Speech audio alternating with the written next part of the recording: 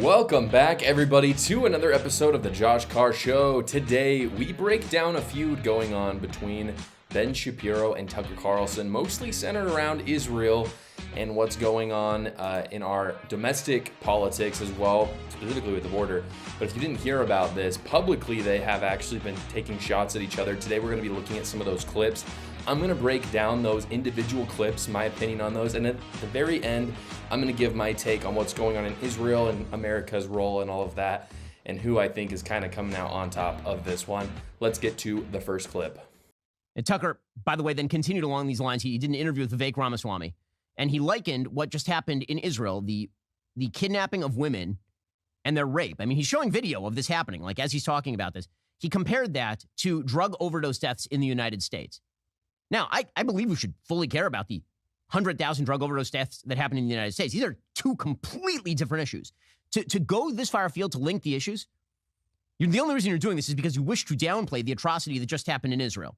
Okay, so what Ben Shapiro says in this, there's one thing that he says that's very true, and there's one thing that he says at the very end that's very false. The first thing is simply that Ben is making the assertion that Tucker Carlson is trying to put these issues together, and I agree that they're different issues. So in other words, you can be pro-Israel and pro-wall. You don't have to just love pouring money into Israel and not want to put any money into, fixing our immigration crisis. And I think he's absolutely right in that. However, what he says at the end of this clip is what I don't disagree with, or what I do disagree with rather, which is he's basically saying that in order to belittle Israel and what's going on there, Tucker Carlson wants to talk about what's happening at the border. And this is where I disagree completely. I don't think that's what Tucker Carlson's trying to do. What he's simply frustrated by, and what myself and a lot of people are frustrated by, is how everybody's focused on all these wars abroad, wars that these countries can kind of handle themselves in many cases, especially the case for Israel and Ukraine. And instead of pouring all of our resources into the atrocities that are happening on our own soil, people are spending money in Israel and Ukraine. And so I don't think he's trying to belittle what happened on October 7th in Israel. He's really just trying to say, hey, we have bigger issues here. Now, with that said, I do want to play the clip that Tucker Carlson talks about Ben, because there are some things I disagree with him on as well. Let's roll the clip. I watched in particular, there was a lot of consternation around some comments you made, I think by Ben Shapiro and other, where you were like, well, I've never seen this level of care about Americans who are dying of fentanyl. I find it really distressing. And in both of those conflicts, I approached it with a clean conscience because I just don't have strong feelings one way or the other. And I'm not hostile. I've never hated Ukraine. I don't have any feelings about Ukraine. And Russia, same thing. I've never been to either place, and I'm not invested emotionally. So I could just look at it from an American perspective. In the case of Israel and the Arab world, I've spent a fair amount of time in both, and I like both. And I felt terrible for the people who were killed on October 7th. I still do. So I had no weird motive. I was just thinking about it from an American perspective. Is this good for us or is it not? And I was just amazed by the intolerance and the willingness to immediately go to invective and character assassination. And it's I said, first of all, if the people who live in Gaza who are being moved out are so evil and dangerous that they can't live in the region, why would you want them to move into my country? So I'm going to pause it here. I think this part kind of shows Tucker's cards a little bit, how he's very anti-immigration. I mean, you can literally see that the whole reason why he is nervous about what's going on in Israel is because he doesn't want to take in those Arab, people in the Gaza Strip. They don't want to take in Arab immigrants here, which I'm totally on the same side of. And for that reason, he's linked it with the fentanyl crisis and the border crisis here. So you can kind of see he shows his hand and shows how he's connecting these issues, which I disagree with, but I at least understand where he's coming from. It's this next part of the interview where I diverge from him a little bit. Let's go to that clip. I mean, there are people, and I stopped reading any of it, but there are people on the right who have spent the last 2 months every single day focused on a conflict in a foreign country as our own country becomes dangerously unstable on the brink of financial collapse, with tens of millions of people who shouldn't be here in the country. We don't know their identities or the purpose of their being here. Stuff that's could destroy the country for real and make it impossible for my kids to live here.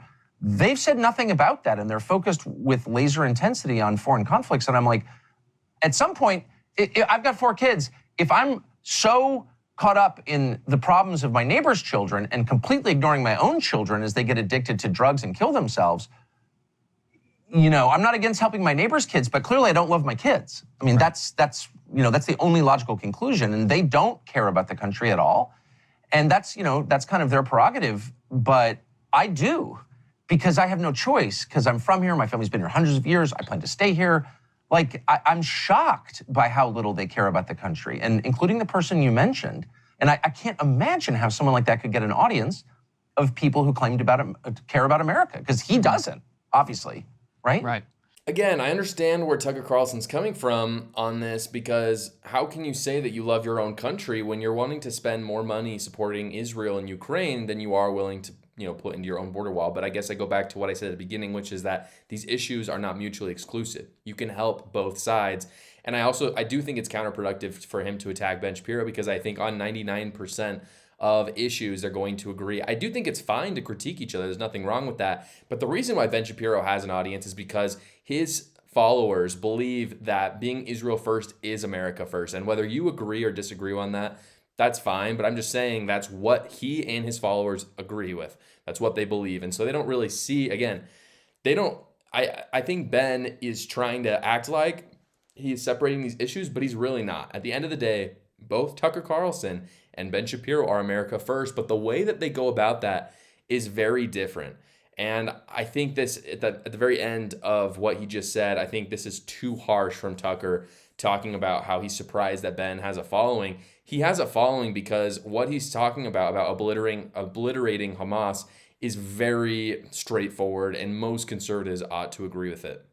Really quick, guys, before I go on to my take, I do want to talk about the two sponsors for this show. The first one is Gulag America. Guys, as we go, we're rolling into the cold weather still. Gulag America is a premium apparel company for the best patriots. It's veteran owned. If you go to gulagamerica.com, you're going to see what I'm talking about. They have fantastic long sleeves and hoodies for the winter season. They have awesome stuff. If you've got any birthdays coming up, they make us fantastic birthday presents. So please use my code JoshCar10 for 10% off at gulagamerica.com. Again, that's JoshCar10 for 10% off at gulagamerica.com. And really quick, before we go on to my take, I want to talk about the second sponsor.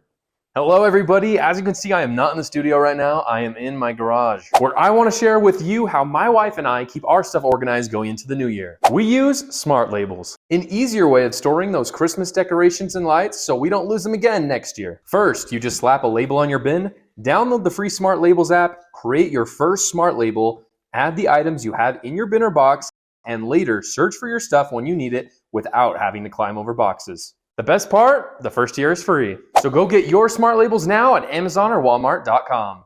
So here's my take on Israel, guys. We want allies, and we need to show the world that we will stand with our allies. And Israel, whether you like it or not, is our ally.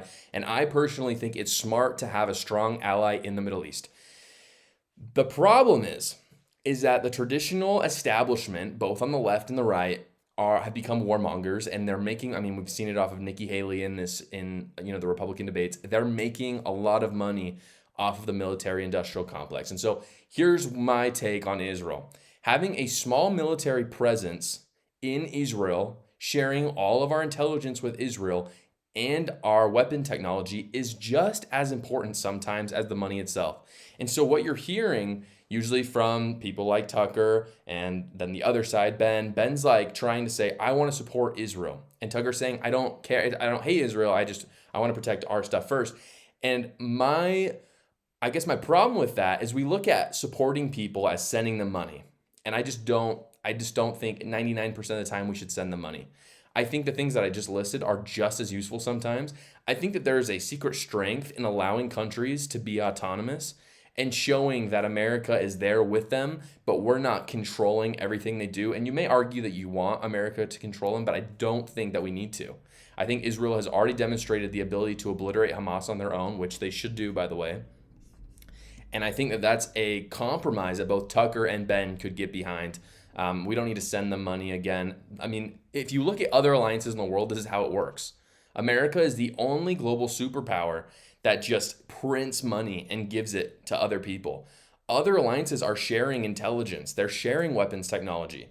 They do have military bases in each other's soil, but for whatever reason, America has decided to print money instead of just doing those basic things And I think that they're totally sufficient, especially for the partnerships that we have, specifically in Israel and Ukraine. With all the money that we then have, pour that into making a wall so we can fix this immigration crisis. Thank you so much for watching this video, guys. If you haven't already, check out my new book, A New Cult, The Progressive Takeover of the West. I talk a lot about what's going on in foreign policy, as well as what's happening with the border and how Democrats and some establishment Republicans have a dime to make for what's going on. Again, you can get it at Amazon.com if you just search A New Cult and my name, Joshua Carr. Please comment down below if you disagree or if you agree. I'd love to start a dialogue with you guys. See you next time.